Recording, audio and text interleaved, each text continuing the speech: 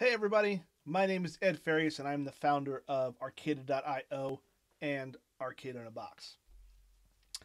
Wanted to do this presentation to kind of tell you what Arcada.io is all about. It's a little bit of a different NFT project than what you've seen in the past. So quickly, I'm just going to go over my background real quick, kind of my vision, how I got, the idea for Arcada.io, what kind of brought me here. A little bit of a brainstorming, the ideas that I wanted to try to incorporate. We were able to get that done. Then go into the games and the NFTs themselves about the Arcada.io project. Then I want to show off the Series 1 NFTs and games. Then we'll get into the drop details, the next steps, and then the roadmap, kind of what we have done so far and what we still have to do. And finally, some social media info, how to get a hold of me if you would like to ask me any questions. So let's jump right in. I was born in the mid-70s, grew up in the 80s and 90s, and was always around arcades, right? We had birthday parties there. The movie theater had big arcades. The roller rink had an arcade. Any place you went, the grocery store usually had, one or two arcade machines at the grocery store. So they were just everywhere. When my mom would go to the mall, she would just drop me off at the arcade with a few dollars, and I would make those few dollars last. While I played games, if I ran out of money, I would just sit there and watch other people play because they were just fascinating. I mean, arcade machines in a whole are just really, really cool, right? They're these huge arcade cabinets made of wood with all this artwork and music and sound effects coming out of them. They had these crazy controls depending on the game. Like Paperboy had a bike handle that you used to, move your bike, and Operation Wolf, you got to shoot an Uzi at the screen. What was more fun than that for a 9-year-old? I mean, the thing looked just like a real Uzi. Well, fast forward a little bit, and one day I discovered MAME, the Multiple Arcade Machine Emulator. This was probably, I want to say maybe 1997, 1998, 99, something like that. I was in my early 20s, and I mean, this was just a rush of nostalgia coming back. I can play all these old arcade games on my computer. What was more cool? What was cooler than that, right? So, what any 20-year-old does with a little bit of extra income and not a whole lot else going on, I built a MAME arcade cabinet. Again, this was in, the late 90s. There was no fancy control interfaces or anything like that. We had to strip apart a keyboard and wire it up to the buttons and the controls. So it's not much to look at. I didn't have a whole lot of tools either. So I just kind of used what I had. This picture is a little bit different than what it was originally, but you can see it had always been named Arcade Ed. That was kind of where this name Arcaded came from, was my first MAME cabinet.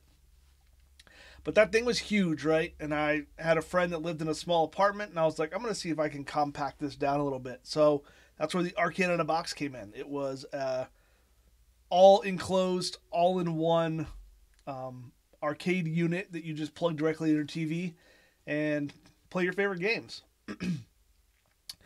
You see these all over the place now, right? With Raspberry Pis in them or something similar, much smaller. I was about 20 years early on this one, I guess. But it was fun for the whole family. Just put it on a table, everyone could play. It was heavy, it didn't move around.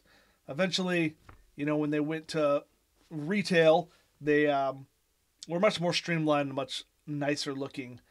We were on HGTV, and they were in Sky Mall Magazine, and G4 did a couple things on Arcade in a Box. So there you have it. From there, we quickly moved on to building one-player joysticks for consoles, for Xbox 360 and PS3 and PS2, for the fighting game community. So a lot of professional Evo-type fighting game players came to us to make them custom sticks. Companies like the company that makes Skullgirls approached us to make custom sticks for them as they showed off their Skullgirls beta game at tournaments back then. So yeah, it was a ton of fun. We made 20, 30 sticks a week, all custom. As you can see in some of these pictures here, are some of the nicer ones that we had made. And then from there, I went ahead and opened up an arcade where we would hold tournaments for local fighting game players. They would meet once a week. They kind of called it their dojo. They would practice, get ready for bigger tournaments. We would also hold large tournaments in the facility. It's also the place where I was able to start collecting and restoring arcade cabinets. This is where maybe more of my appreciation for arcade cabinets came in when I had the money to be able to start collecting them. You know, at this point, I'm now in my late 30s, mid to late 30s, so have some disposable income, have a career, have a family, all that stuff. So I was able to start buying these arcade machines and then learning how to restore them, or even build them from scratch. Like this Arkanoid machine was just an empty cabinet that I bought all the parts for Arkanoid and put in that cabinet and painted it and made it look like an Arkanoid cabinet with the real controls and everything. So at one point the arcade, of course, had to close down because we just couldn't sustain that type of business model. But one thing I learned from it is I really enjoy building a community. And that's one thing that Arcade in a Box ended up being, as you can see from this plaque that everyone gave me on our final day when we shut the place down. It was really special, and I really enjoy building that community and having that community. I still have really good friends from this community to this day. So at that point, I started to do some hobby game development. You know, I'd always kind of programmed on and off since I was a little kid in BASIC and moved up into Visual Basic and stuff like that. Just kind of wrote programs as I needed them. Never really did it as a professional thing. So, you know, I released 8 or 9 apps for Google and Apple stores and the Amazon store. Several games, several kids games to help them learn spelling or help them learn math, stuff like that. Hungry How was probably the biggest game in that collection. Reeled In was probably the most successful. So from there, I started to do a live stream where I would live stream game development as I worked on a game. And you can kind of see the whole arcade theme is back in full effect with my live stream. It was just always, it was something there for me. It was arcades and video games. So that's kind of my past, right? Jump into a couple years ago, I started collecting baseball cards again, which was something else I did in my youth. And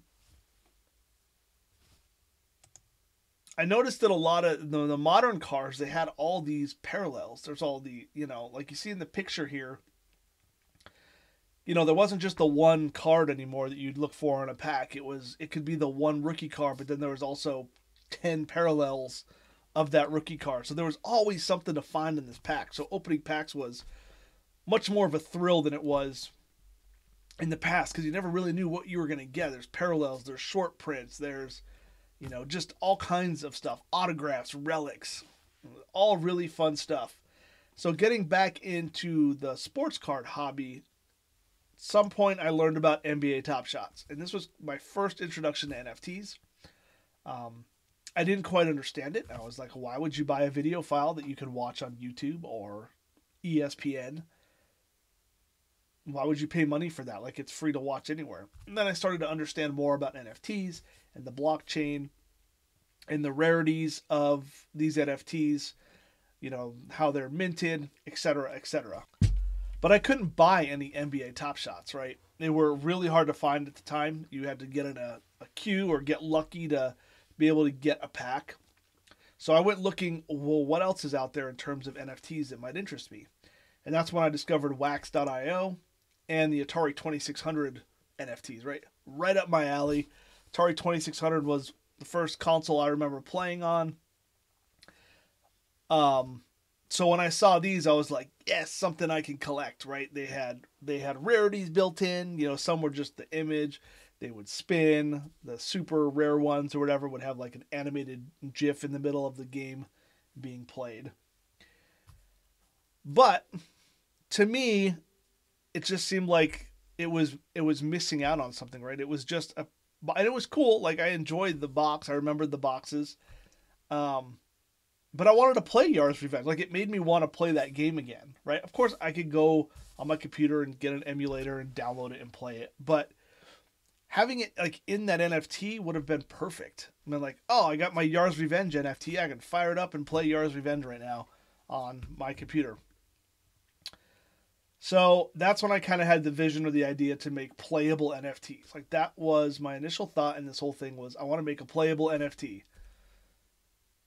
So I didn't want to do it on Wax. I don't really remember why. I think it was because the programming language it used maybe wasn't as common. I think it used C of some kind, C++, maybe C sharp, which wasn't really that common for smart contracts. So I decided I was going to build it on Ethereum, and I put out an ad on Upwork for a Solidity smart contract developer for this project. And I laid out the project, kind of my ideas. I wanted playable NFTs, you know. I wanted to do some high scores, and how could we accomplish this? And I found Trevin. And Trevin was a godsend to this project. I knew 0.1% of what I needed to do, right? I initially was going to try to tackle this myself. Oh, I can learn how to do Solidity. I can do smart contracts. And then the more I thought about it, the more I thought, man, you really need somebody that knows what they're doing with this stuff because there's money involved. There's currency involved in this. So I don't want to screw this up. Trevin was a software engineer. He worked with smart contracts before, worked financial institutions. So he knew this stuff inside and out. NFTs, blockchains, Solidity, etc., etc. So I said, perfect. Let's get this done. So I began brainstorming ideas at him, being, hey, is this possible? Is this possible? The project kept kind of growing and growing as more things became possible. So just going to kind of run through what was going through in my head while I was brainstorming all this stuff. You know I wanted a playable NFT. That was my whole initial thought, right? I wanted leaderboards. Leaderboards were important to me because in the arcades, having that high score on the game when you sat there and watched it when you couldn't play, you know, you watched the high score come up.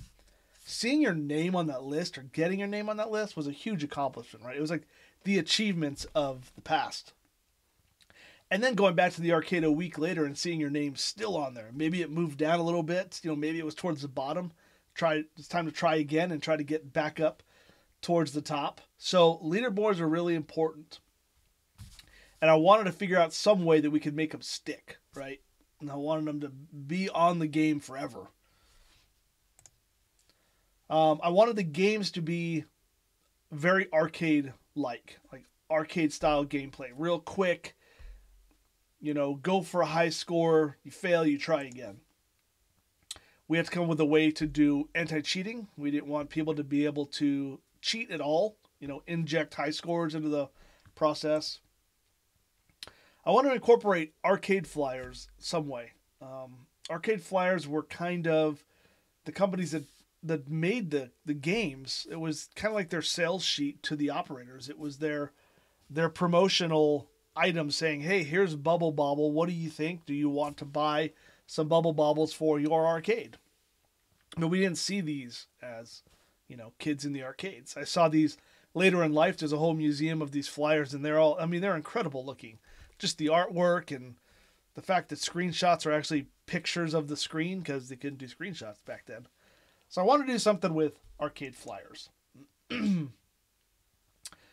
wanted to make 3D arcade cabinets that were what the game that I made would have looked like as an arcade cabinet if it was in the arcade in the 80s. You know, that's kind of my thought process there.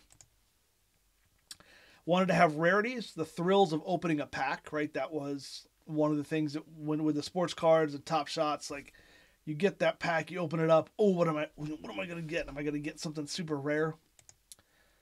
I want to build a community around this. People that will, you know, compete with each other for high score or come up with game ideas or ways to improve just the whole process.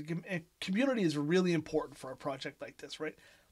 I'm one person, and then Trevin is one person. It's basically the two of us getting this done. So ideas and thoughts from the community are a huge, huge part of this. This is a big one. I wanted them to be affordable. So many times, new people to this space can't buy anything because they're just too expensive, or it's too hard to get the currency. A bunch of ways that make it really difficult for people to jump into new NFT projects. So I really wanted to make them affordable for everybody. So those are kind of my brainstorming. Those were the, kind of the general things I wanted to put in there. So this is what we ended up coming up with. This is everything that will be part of the Arcaded.io project. First, we have the games. So with the games, they had to be original games. These aren't going to be complete clones of old arcade games, right? Original games with original music and original artwork. So not complete clone ripoffs. Sure, there'll be games that have similar mechanics, right? All video games pretty much have similar mechanics to something of the past at this point in time. We needed to have the high score leaderboard. This was huge. Now, part of the high score leaderboard is that it connects you personally to your NFT, right? If your high scores are on this NFT, it becomes more valuable to you. Does it become more valuable for you to sell? Maybe. We'll see what happens with that. But for now, it makes the NFT more valuable to you, and you have a personal connection to that NFT. The games are all quick to play, 30 seconds, 60 seconds, a couple minutes at the most. There's an API that we built that connects the games directly to the blockchain to update all of the high scores. The games are playable on mobile, though I recommend playing them on keyboard for the most part, just because you're probably not going to be able to do as well on mobile, but I am implementing mobile controls for all of the games as well. Now on to the NFTs themselves. Of course, there's rarities. We're going to have 8 different rarities for the NFTs, and I'll go over those when I show off the NFTs. There is a 3D rendered arcade cabinet for each of the games. And what these cabinets represent, like I said before, is what the game would look like had it been in the arcade, right? It's going to have specific control scheme for that game. One game might have a spinner. One game might have 2 joysticks. One game might have a steering wheel. All dependent on the game. The NFTs are required to play the game. So you can't play the game unless you own the NFT. It's kind of like saying your buddy Joe had a Double Dragon cabinet and he lived across the street. Well, you can't play that cabinet at your house. You have to go over to Joe's house and play on his arcade cabinet. Right? So you own this NFT, you own the arcade cabinet. When you get a high score, it goes on that arcade cabinet, just like a real-life arcade cabinet. We've got in the thrill of pack opening, so when we get later into the drop details, you'll see exactly how that'll work. But because of the rarities, there's that thrill of pack opening. They're minted on the Polygon blockchain. Now, this was another important thing because of gas prices on Ethereum. There's no way I could have done this project directly on Ethereum. There's so many transactions that are going on updating the high scores that I needed something that had really, really low gas prices, because I'm not putting that cost on the users. That's just not fair. My NFTs, my games, you own them, but to update the high score, you shouldn't have to make sure you have Matic in your wallet in order to update your high score. So those updating high score transactions will all be done through Arcaded.io. So you don't have to worry about whether you have enough Matic in your wallet to play the game and get your high score uploaded. The NFTs and the games themselves will be stored on an IPFS server. So something ever happens to me or to our servers, then of course all the information is still out there on IPFS. Right now we're using our own IPFS server and also the Pinata IPFS service as well. The NFTs and the NFTs themselves will be tradable on OpenSea and other marketplaces that offer the Polygon blockchain. This is going to be a complete project at launch. So another thing that frustrates me about the NFT space is oh, here's the NFTs, you can buy them, and then in 6 months we'll have a game coming out that will go with those NFTs, right? I don't want to do that. When we launch, all the NFTs and all the games will be ready to go, right? We may add features as, if this is successful, we'll add features about like, top scores and stuff like that. But from the beginning, the NFTs will have the games all ready to go, ready to play. And finally, another thing that bugged me about certain NFTs and opening packs was, or opening packs and building, with 2 or 3 cards from the pack, is it was always first come, first serve. If you're the first one to buy the pack, then you got the lower number cards. If you're the first one to build with the cards you got the lowest number. I didn't want that first come, first serve thing.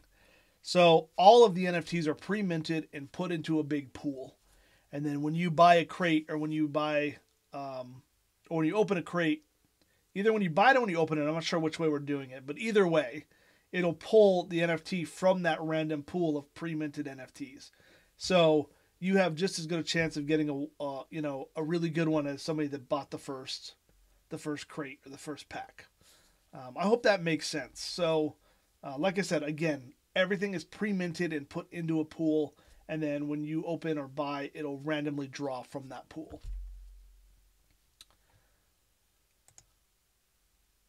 So that's what we got. So without further ado, I want to introduce you to the 5 games and their NFTs for upcoming Series 1 launch of Arcaded.io. All right, so here are the NFTs. There is going to be 8 rarities. We have the Stars out of 1,000. We have the Inferno out of 250. The Storm out of 100. Cosmos out of 50. We have Retro out of 25. We have Cyber out of 10, and then the Pixel Disco out of 5. And then the very special 1 of 1, which we're not showing off. We're going to wait for people to find those. So that's a total of 1,441 NFTs for each game. And that's it. That's all that you'll see of these games will be those 1,441 NFTs, meaning only that many people can be playing the game at one time, right? The NFTs include an original 3D modeled arcade cabinet, kind of what I envisioned this game would have looked like in the arcade. It's almost like it was an arcade game in the 80s, and now you're playing it on your computer through like emulation or whatever. Like, this is what the arcade cabinet looked like in the 80s, if you were in the arcade and you happen to see one of the games.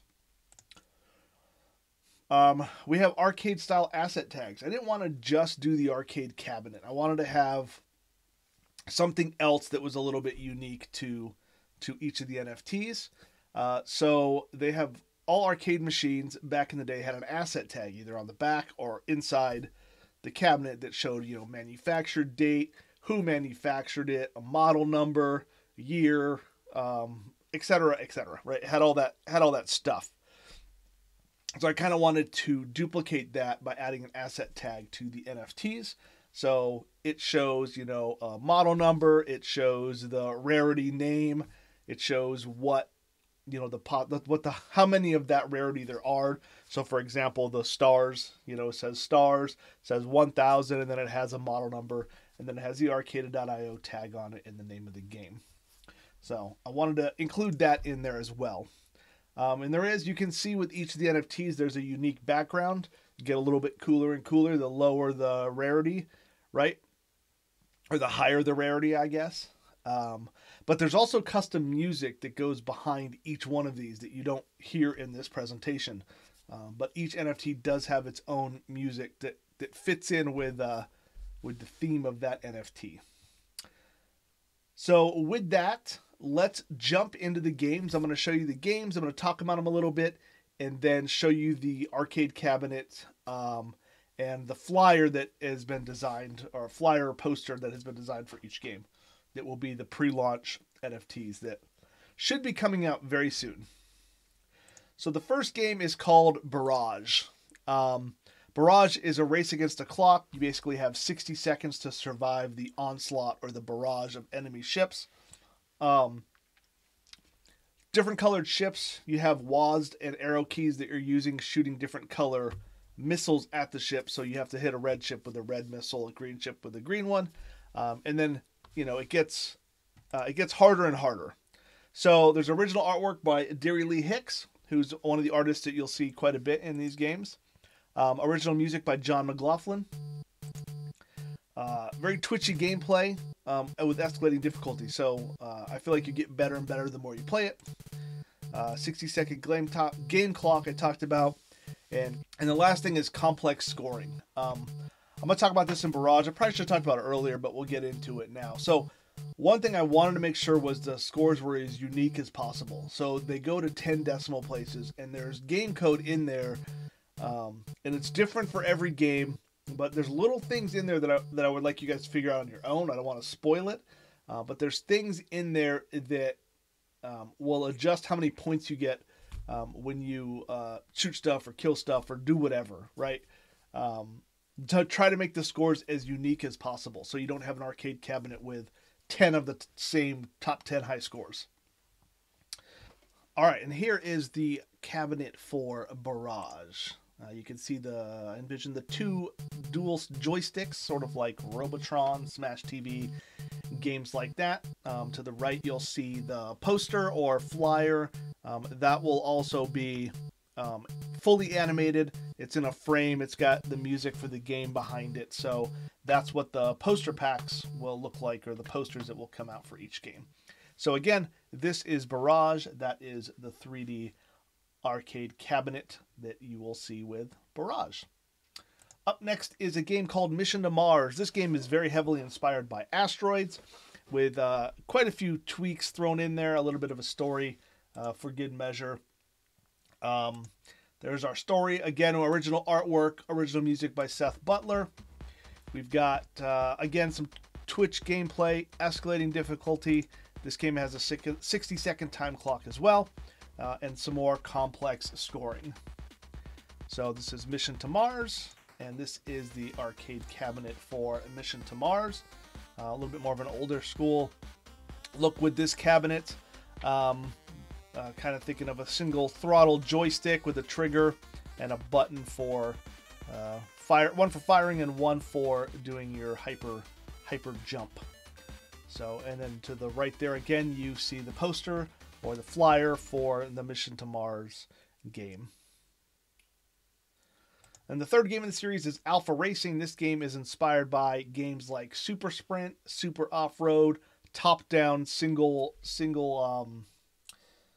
I don't know what the word is, but the whole track is on the screen, basically.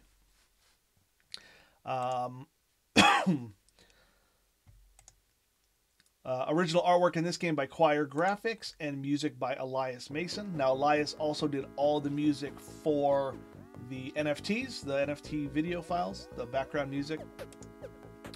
Hyper compelling gameplay. What I mean by this is this game actually is a time trial, not so much of a high score, right? You want the lowest time over 3 laps to come in on top. So this one, I feel like the more and more you play it, as with most games, but you just kind of get the sense of trying again, because you want to get the best time you can, not crash into the walls at all, use your turbos when it best suits you. So again, you want your best time, more complex scoring with this game, and the arcade cabinet for Alpha Racing looks like this. So this is a big cabinet. It has a futuristic type steering wheel. It's got the gas pedal to go. It's got some triggers on there on the controller for your turbo when needed. And to the right again, you see the flyer, just a big arcade cabinet. It's got the futuristic racetrack in the background. And again, labeled as Series 1. And the fourth game is Cave Escape, starring Gunnar West. Gunnar West is a character we hope to bring back in future games. So you should be seeing more Gunnar West as we go. Basically, the game is inspired by Berserk, Frenzy, those older type games. This gang has captured you and stole your horse, so you are fighting through these fully generated maps. So this game actually changes every time you play. Each room is procedurally generated where the walls are. So original artwork again by Derry Lee Hicks Jr. Music is by Elias Mason. We've got some real quick, fast gameplay here. One-shot deaths, no lives. So you got to be careful going through here. But the faster you get through, the higher score you get. So you want to move quickly, and some more complex scoring coming in Cave Escape. And the arcade cabinet for Cave Escape is another classic design arcade cabinet. You see Gunnar West on the side there. To the right, you see him with his horse in the background. So that is Cave Escape, starring Gunnar West. And the final game in the series is a Wicked Wizard. The king has been kidnapped, and you are the Princess Paladin, set out on a mission to save her father. Original artwork again by Derry Lee Hicks Jr. Original music by Alex Grimes. Fast and strategic gameplay, complex scoring with scoring tracking. This game is inspired by games like Kaboom, Egomania, other catch-style paddle or spinner games. And the arcade cabinet for Wicked Wizard. You can see the beautiful side art on there. Again, this one I thought of as a spinner with two buttons, one to shoot your bullets and one to jump. The spinner moves back and forth. And to the right there is probably my favorite poster of the bunch. And again, these are all animated with the flames moving and stuff like that. But that is the poster flyer for Wicked Wizard. All right, let's get into the drop details. We're looking at a drop sometime in 2022, hopefully on the beginning half of it, but we'll see how things progress. Each NFT will be sold in a crate, so you open up your single crate and you'll reveal which arcade cabinet and which rarity you got, and they will be $20. We're thinking around $20, $20 to $25 probably. You purchase them from Arcada.io. You can purchase them with credit, with Ethereum, or with Matic, however you would like. Secondary marketplaces will be OpenSea on the Polygon chain. And games are playable in the My Arcade section of the Arcada.io website. So once you get your NFTs, you'll be able to log into the website with your wallet, your MetaMask wallet, and go to your My Arcade page, and then that'll show all of your Arcada.io NFTs, arcade cabinets, anything else that we may have put out. Next steps are, follow me on Twitter. You'll see that info in a little bit. Join the Discord. Stay up to date. If you have ideas, if you have questions, anything, please bring them to me. I'm going to try to start doing dev streams once a week or every other week. You can also ask questions on there as well. And there's going to be plenty of opportunities for the community to win free NFTs. Now, I want to mention something about the free NFTs, right? These aren't just going to be throwaway, non-valuable NFTs, I hope. Remember way back when on those first couple slides I talked about arcade flyers? Well, I've created arcade posters / flyers for each one of these games. Animated flyers with music. And we're going to be minting maybe 1,000 of each one for 1,000 of each one for each game. And those are what I'm going to be giving away. We're also going to have them up for sale. They'll be relatively cheap, but those will be given away as well. So those are something to look forward to. Definitely pre-launch. I want to get those out fairly soon. And quickly, I'll run down the roadmap. What's been completed so far. The game design's all done on all of the games. So we know what we got. We know what we want. The arcade cabinet 3D models are all finished. The cabinet animations and renders are all finished. All the NFT video files are finished. So those NFTs I showed you in those slides, those are all completely done, ready to be minted. The pre-launch game posters I just mentioned, those are all completely done, just ready to be minted. The high score API, how the game connects to the blockchain and stores your high scores on your specific NFT, that's all completed and tested. The websites of viewing your NFTs in your wallet on the testnet, this is all up and running. So if I have an NFT in my wallet, an Arcada.io NFT, I can see it on the website. We can mint NFTs through our website backend. And the opening videos for the crates and the posters are also both completed. What is in process still? Website design is probably 95% there. You know, as we get closer, we may need to add a little bit more to it, but right now it's pretty close. The web store is about 90% done. I know Trevin's been working hard this week to make sure when you purchase an NFT, there's actually an NFT available to purchase, right? We don't want people to be charged for an NFT if it's already sold out before they get a chance to. So that's what he's working on right now. So the web store is just about done. The game development, I'd say, is probably about 85% done. 3 of the games are pretty much knocked out, just need some testing on them. The final 2 games need some balance checks and some testing on them, but we're really close on all the game development.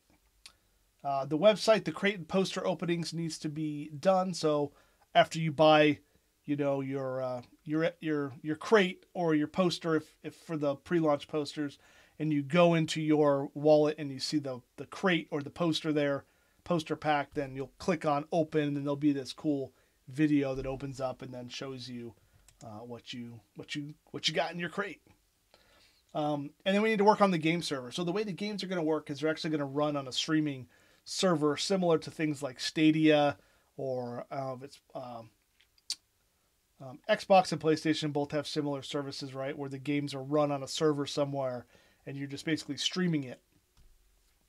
Should work really well for our games, especially since they're so small. But this will eliminate any kind of cheating of injecting of high scores or any, you know, weird, funny business, since the games will be running server side and not locally.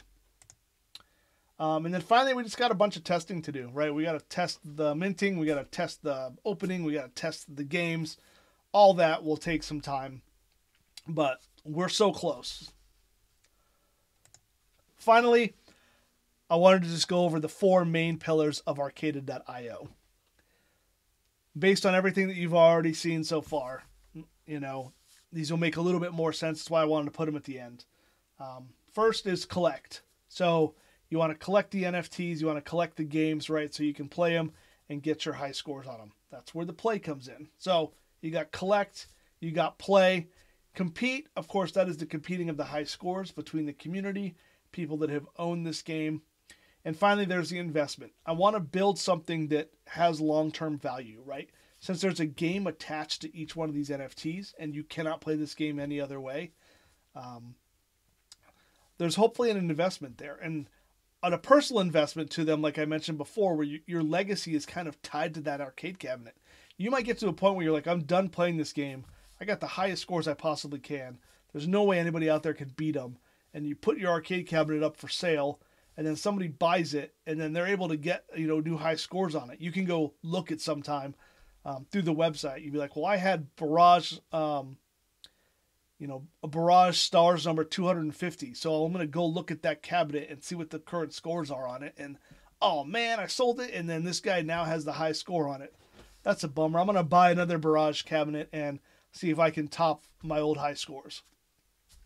Something like that. That's part of the investment. It's an investment, but it's also a play type investment, a compete type investment. It's not solely, I got the most rare, I'm going to sell the most rare because it's the most rare. Right? I want these to be something that you're personally attached to because you've put some time and effort into building up the scores on the cabinet. So finally, that's my deal. This is my info. You can email me here. That's the website, my Twitter, Discord, YouTube channel. I'll link it all in the description. I hope you guys are excited about this project as I am. It truly is a passion project for me. I truly am trying to do this differently than many other NFT projects out there. I'm trying to do it with full transparency. I want this to succeed. We've built this amazing framework from the ground up that I want this to succeed so I can start making, 5 new games for Series 2. I'd love to bring in other game developers, have them attached to the API, and they can build games for, a series launch. I want this to continue to grow and just be something special for the NFT community. I truly want this to be an NFT project that stands the test of time. In 4 years, I want people to look back and be like, oh, we just got Arcada.io Series 6 launched. Do you guys remember when Series 1 was out? Can we still get that? Remember Barrage? The game was awesome. Right? I want this to stand the test of time. So I want, when a new series comes out, for the excitement of the old series to still be there. All right. Again, my name is Ed Farias. Thank you so much. If you have any questions, please don't hesitate to reach out to me. I'm always here. All right. Goodbye.